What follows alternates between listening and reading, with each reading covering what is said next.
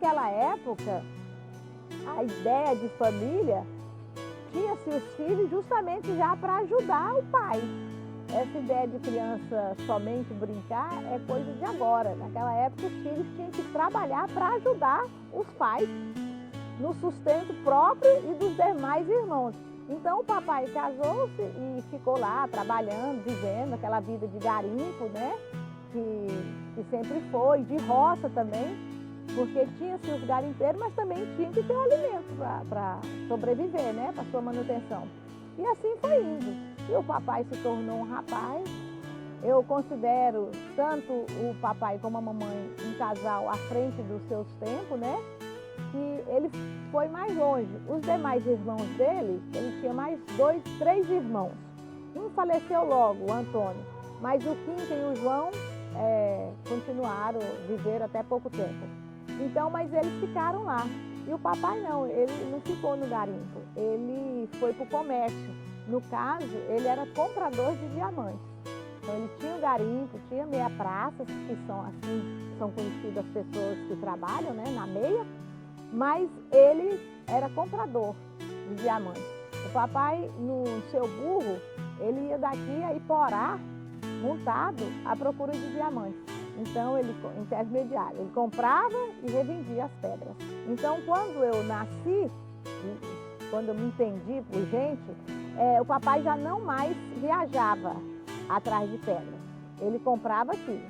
Ele tinha a chamada primeira vista do garimpo aqui da região, da terra dele e dos demais garimpos. Então, ele já não mais viajava, mesmo porque é uma atividade muito perigosa, né? Hoje nem pode, imagina, uma pessoa montada a cavalo sair à procura de diamantes para comprar. E por sorte, por milagre, e foi milagre mesmo, o que é até relatado no livro que o José Elias escreveu, Crônicas de um Comprador de Diamantes, lá tem a oportunidade dele contar a história que por 2 vezes ele foi salvo de tocaias, porque também há 70 anos atrás, 80, já existia um pouquinho de violência, de furto, né? E ele foi salvo, porque por 2 vezes queriam matá-lo, né? Ou roubar, sequestrá-lo, qualquer coisa assim, qualquer tipo de violência. E ele foi salvo. Ele sempre atribui isso à fé e a Deus, né? Por ter livrado ele dessas tocaias que era feito. Essa história do casamento deles, da união deles, é uma história bacana. O papai conheceu, a diferença de idade deles era de 14 anos. Então, quando minha mãe tinha 7 anos, ele já tinha 20, né? Tinha 19, quase 20 anos. E naquela época, o rapaz se tornava homem muito cedo. E ele namorava a professora dela. E ele brincava, eu vou casar com essa menina. Então, assim, quando ela tinha 12 anos, ele tinha 26. Então, e ele já era meio boêmio. Também o papai foi meio boêmio, namorador. Ele contava que ele foi noivo 3 vezes. E naquela época, se você rompia o noivado, você bancava o enxoval das noivas, das moças. E ele fez isso, ele bancou 3, chegou a bancar 3 enxovais. Então, ele brincava e aquela região da Baliza e do Deixado era muito próxima. E ela morava na Baliza, depois veio para o Deixado para estudar, porque o pai dela também era garimpeiro. E depois, o pai dela veio do Pará. A minha mãe nasceu em Conceição do Araguaia e veio para cá também à procura de uma vida melhor. Então, para estudar, ela precisava ficar na casa de uma tia, de uma madrinha. E o papai namorava a professora dela e brincava, eu vou namorar essa menina, eu ainda vou casar com essa menina. E ela chorava, esperneava. E a professora, querendo ficar mais próxima do namorado, só achava de passear e fazer piquenique lá na casa do Neco Rego, na casa do meu avô, do Zé Rego. Então eles contam com uma certa alegria e deboche que o papai ficava namorando a professora e a meninada ficava solta. E com o passar do tempo, minha mãe cresceu, ficou uma moça muito bonita e muito prendada. Para você ter ideia, a minha mãe só estudou até a 4ª série primária. Por aquela época, uma menina saber ler e escrever já era o suficiente. E também o pai sem condições de deixá-la ainda na casa dos tios, precisando dela para trabalhar na roça, para ajudar o sustento dos demais, porque minha mãe também vem de uma família grande, são 12 irmãos. Então, tinha que se trabalhar para dar sustento para os irmãos. Então, ela só estudou até a 4ª série e voltou para a roça. Depois, ela veio morar na cidade novamente com Hermes Costa, o primeiro prefeito de Aragarças. E aí, o papai sempre tinha contato, sabia? Muito pequena a cidade, né? Então, reencontrou e o próprio Hermes Costa falou, você precisa de uma moça como a Júlia. Então, resolveu casar com a Júlia. E aí ficou noiva, né? Ficaram noivos e se casaram com a Júlia. O papai já tinha 37 anos. Então, para a época, já era um rapaz maduro, precisava de um casamento. E a mamãe tinha 23 anos, uma moça muito decidida, muito prendada. Como eu ia falando, ela com a 4ª série primária, ela fazia teatro, sem nunca ter entrado no teatro.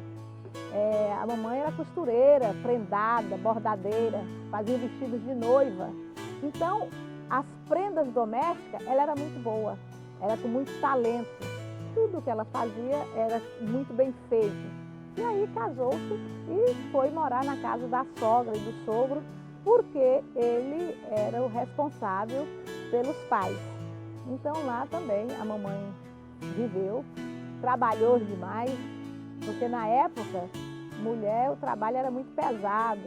Ela tinha que cozinhar para a peonada, lavar roupa no córrego, no rio, quando o córrego secava, fazer todos os serviços, desde limpar o arroz no pilão para fazer comida, né, cozinhar para a peonada. Então, assim, foi uma vida muito árdua.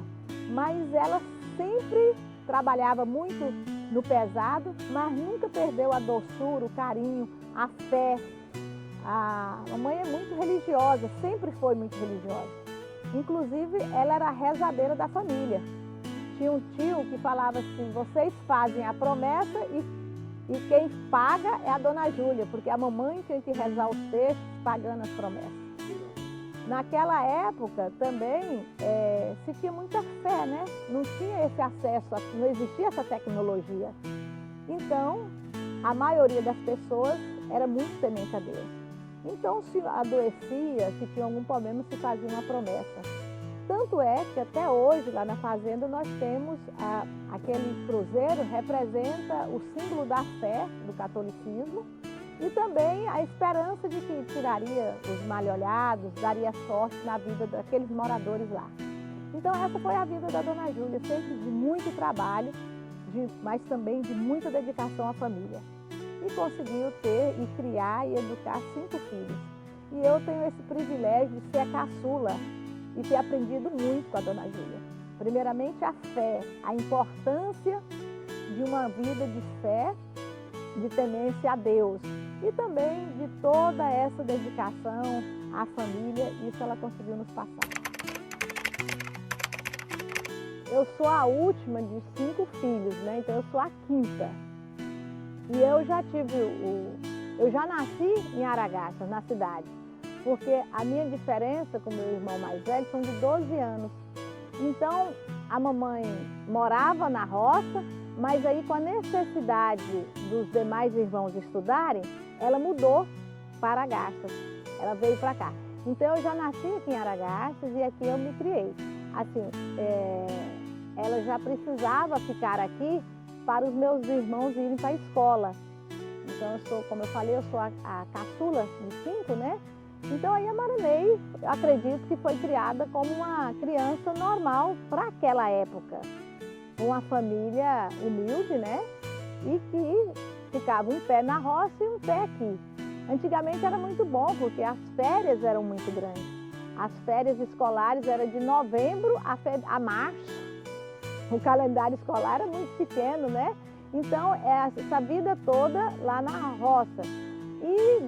E é muito perto daqui, a fazenda ali, o garimpo, o Monchão do Divino, como é titularizado, é muito perto. E o nosso convívio era diário, era muito próximo, porque meus avós moravam lá. Então, assim, meu pai ficava para lá e para cá. Mais na roça e minha mãe cuidando de nós aqui na cidade. Costurando, né, porque tinha que ter uma contribuição para o sustento da família. E aí, quando eu nasci e comecei a ter um entendimento, minha mãe era costureira aqui na cidade. Era uma vida simples, mesmo porque naquela época não existia esse conforto de hoje. Então, eu fui criada com a minha mãe lavando roupa no rio, eu fui criada aqui. Quando eu nasci, quando eu comecei a ter entendimento, nós já tínhamos energia elétrica. Então, mas na fazenda era a base de vela, de lamparina. Então, eu tenho essa vivência. Eu fui criada com aquele ferro de brasa, minha mãe lá na roça lavando roupa no córrego, a gente fazendo as necessidades no mato. Eu fui criada numa casa de chão batido, a água era do córrego e do rego. Então, era uma vida muito simples, mas também sem nenhum tipo de conforto, mas também o essencial, a fome nós não passávamos. A alegria, antigamente, não se precisava de muito para ser alegre, não precisava de muito para ser feliz. Então, estar naquele meio e que nós procuramos preservar até hoje, para você ter uma ideia, eu procuro manter a casa que nós fomos criados até hoje, porque eu vejo ali como um símbolo de que é possível melhorar, é possível crescer. Então, a casa de barro, onde nós fomos criados, ela é sempre restaurada, para que eu, minha família e os nossos descendentes vejam de onde nós saímos.